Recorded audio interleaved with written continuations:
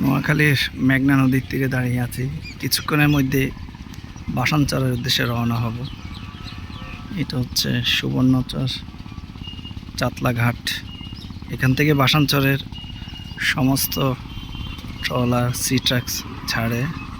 তো আজকে জোয়ার ভাটার কারণে সি ট্রাক ছাড়বে না, তো শেষ পর্যন্ত স্পিড বোটে যেতে হবে। তো স্পিড বোটের জন্য ওয়েট করতেছি পদ্মার মেঘনার পাড়ে। এখান থেকে প্রায় স্পিড বোটে 1 ঘন্টা লাগবে বাসানচর।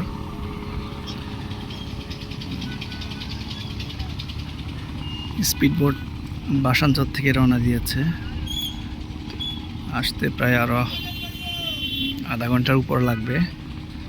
বসে আছি।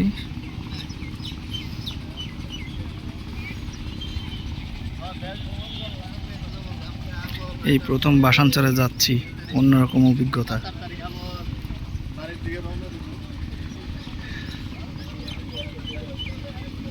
ভয় ভয় লাগছে, প্রথম সাগর দিয়ে স্পিড বোটে এত লম্বা জার্নি, বুঝতে পারতেছি না কেমন এক্সপিরিয়েন্স হয়।